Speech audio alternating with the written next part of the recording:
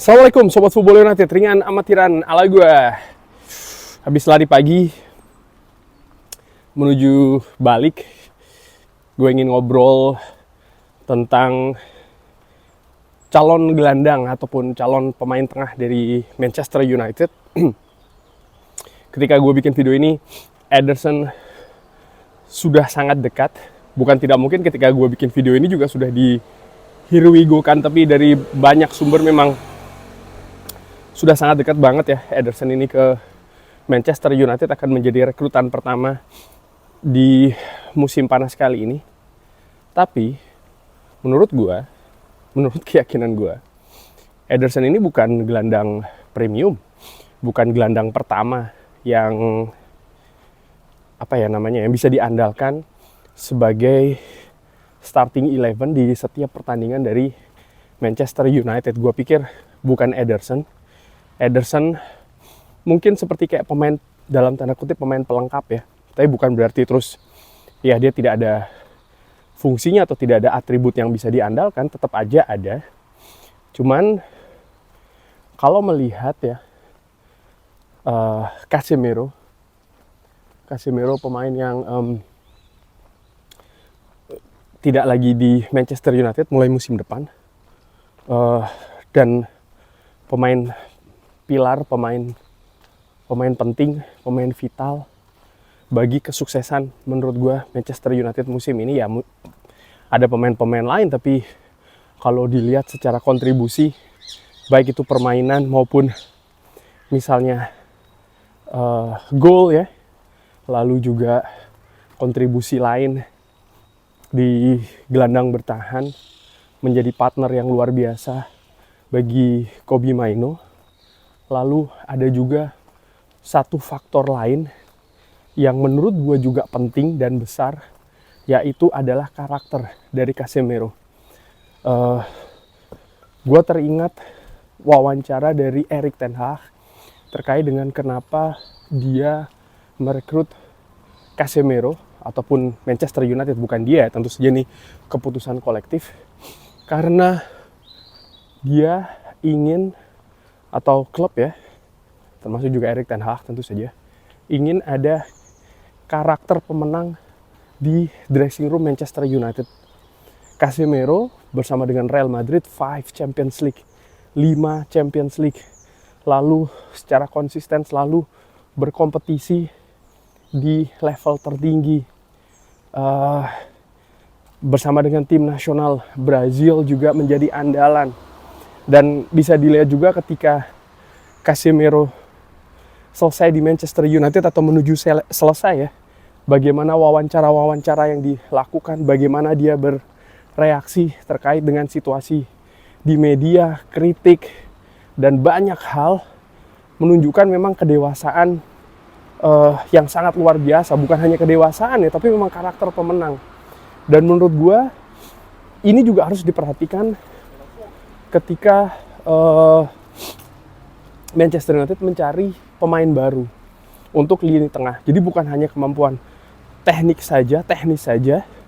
Ya misalnya Casemiro yang di musim kedua, musim ketiga mengalami periode sulit di Manchester United, tapi justru di musim terakhir yang bisa saja dia ini tampil ogah-ogahan, tampil ya biasa-biasa saja, tapi justru bisa memberikan sebuah contoh. Dan menurut gue hal ini yang juga merupakan hal penting lah, kurang lebih seperti itu. Nah balik lagi, gue tetap melihat Ederson ini pemain penting ya nantinya, pemain penjaga keseimbangan, pemberi perbedaan juga dengan karakter, cara dia bermain, pengalamannya juga. Tapi Manchester United butuh pemain yang sekaliber paling tidak mendekati Casemiro, atau ya syukur-syukur bisa melebihi sih ya, walaupun tentu saja tidak mudah untuk mencari pemain seperti itu. Tapi ya inilah tugas menurut gue dari klub. Dan siapa pemain itu? Nah kalau terkait dengan siapa pemain itu, bisa saja ketika ditanya pendapat gitu ya, maunya siapa, kalau dibebaskan ya ada Ada banyak nama lepas katakanlah seperti itu. Misalnya mungkin Vitinha, misalnya mungkin Declan Rice atau pemain-pemain lain, tapi kan itu jelas tidak mungkin gitu. Manchester United dikaitkan secara konsisten dengan beberapa nama, tapi dari beberapa nama itu gue pikir tidak semuanya adalah pemain yang punya kaliber seperti Casemiro menurut gue.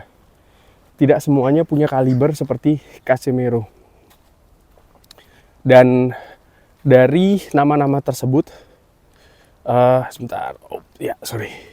dari nama-nama tersebut, misalnya ya, Matheus Fernandes.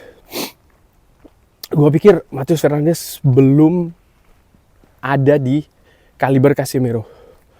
Pemain ini muda, potensial, luar biasa. Bersama dengan West Ham United, walaupun West Ham degradasi ya, tapi ya gue pikir masih belum. Mungkin dalam 2 musim lagi, 3 musim lagi mungkin. Jangan lupa Manchester United musim depan juga berlaga di Champions League. Akan bertemu dengan raksasa-raksasa Eropa. Bisa tidak dia mengangkat kualitas lini tengah Manchester United misalnya ya. Lalu Alex Scott dari Bournemouth.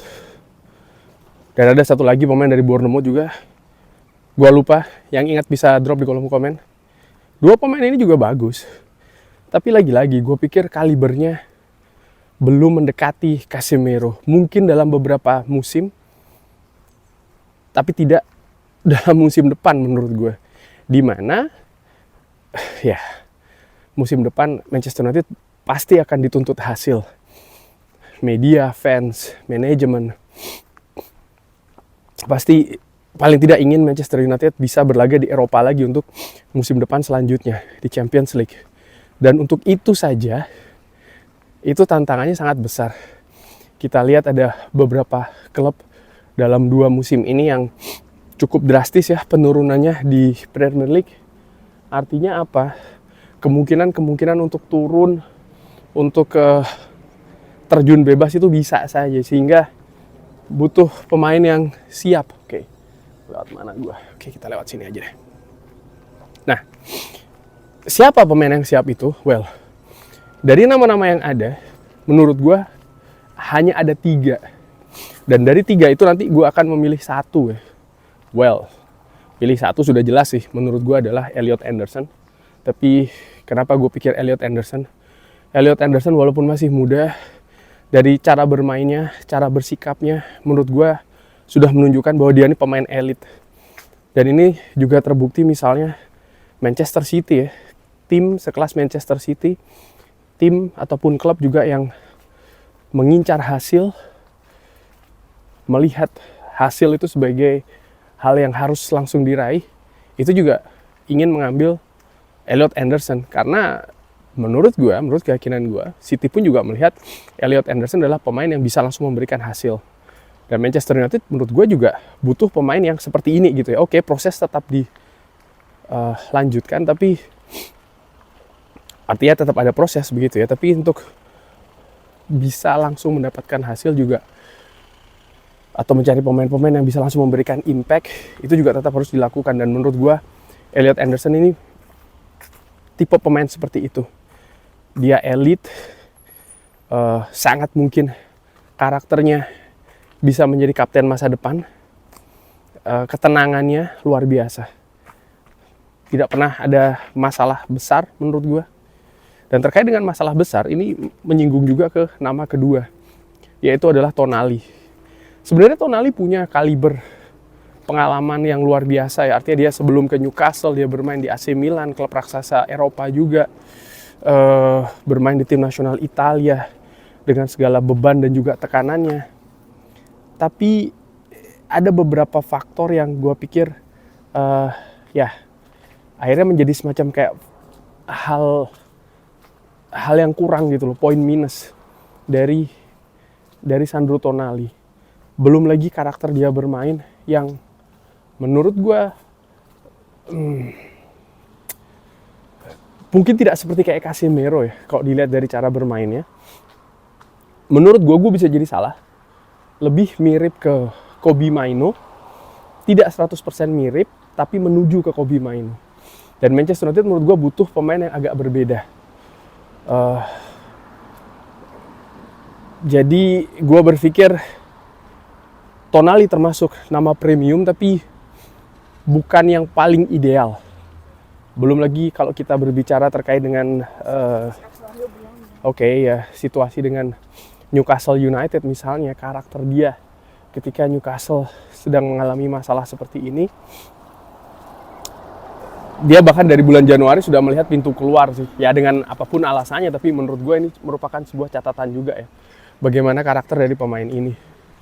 Apakah dia pemain yang ingin benar-benar berjuang untuk klub seperti yang ditunjukkan oleh Casemiro, punya kebanggaan. Di situ tanda tanyanya. Lalu ada satu pemain lagi menurut gue yang masuk kategori premium, yaitu adalah Tchouaméni.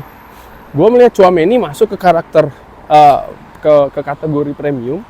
Dia punya karakter, bermain di Real Madrid, bermain di tim nasional Perancis dengan tekanannya, dengan kompetisi tingkat tingginya. Dia punya bibit yang luar biasa sih menurut gue. Lalu tipe permainannya juga ya, itu tidak perlu dibahas terlalu dalam karena Tchouaméni pun juga didatangkan untuk menggantikan Casemiro ya kan di Real Madrid, sehingga nampaknya make sense ketika Manchester United mencari pengganti dari Casemiro, ya Tchouaméni juga. Jadi 3 nama inilah menurut gua yang Manchester United harus kejar salah satunya. Dengan kalau menurut gua referensinya adalah seorang Elliot Anderson. Tidak mudah, tentu saja pemain-pemain ini tidak mudah, harganya mahal. Lalu persaingan dengan klub lain, atau dalam situasi Tchouaméni dan juga Newcastle United sangat wajar. Tchouaméni dan Tonali ya, Real Madrid dengan Newcastle United sangat wajar tidak ingin melepas pemain vitalnya. Tapi inilah tantangannya. Manchester United harus bersiap betul, strategi, lalu juga dana dan lain-lain ya, pendekatan untuk mendatangkan gelandang-gelandang atau pemain tengah dengan tipe seperti ini. Nama lainnya, ya sebenarnya gue bisa saja seperti gue katakan tadi ya, mengatakan nama-nama yang lain, tapi kalau dilihat dari pemberitaan memang dari berbagai nama ya 3 pemain inilah menurut gue yang salah satunya harus hadir di Old Trafford untuk musim depan. Bagaimana menurut Sobat Football United?